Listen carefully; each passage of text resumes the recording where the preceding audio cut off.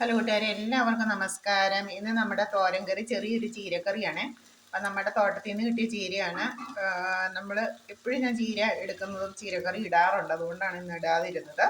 അപ്പം ചീര കുറച്ച് പച്ചച്ചീരയും ചുമന്ന ചീരയും കിട്ടി. അതിലേക്ക് പിന്നെ ബീൻസും 5-10 എണ്ണം ബീൻസും കിട്ടി, കോവയ്ക്കയും കിട്ടി 2-3 എണ്ണം. അപ്പം എല്ലാം കൂടെ ചേർത്ത് ഒരു മിക്സഡ് കറിയാണ്.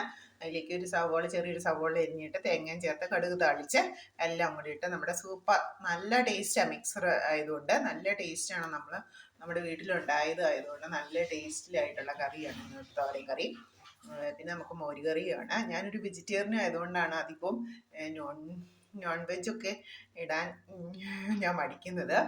എപ്പോഴും എനിക്ക് വെജിറ്റേറിയൻ കറികളും വെജിറ്റേറിയൻ കൂട്ടുകളൊക്കെയാണ് ഉള്ളത്. ഓക്കെ, താങ്ക് യു കൂട്ടുകാരെ, താങ്ക് യു. പിന്നെ മറ്റു വലിയ സന്തോഷം എന്ന് പറയുന്നത്, എനിക്ക് 120 സബ്സ്ക്രൈബേഴ്സ് ആയിട്ടുണ്ട്. എനിക്കറിയില്ല ഈ സബ്സ്ക്രൈബേഴ്സൊക്കെ ആരൊക്കെയാണെന്ന്. എല്ലാവർക്കും നന്ദി, താങ്ക് യു, വളരെ സന്തോഷം. കാരണം ഒരുപാട് വീഡിയോസ് ഇങ്ങനെ പ്രചാരം നേടിയ വീഡിയോസ് ഉണ്ട്.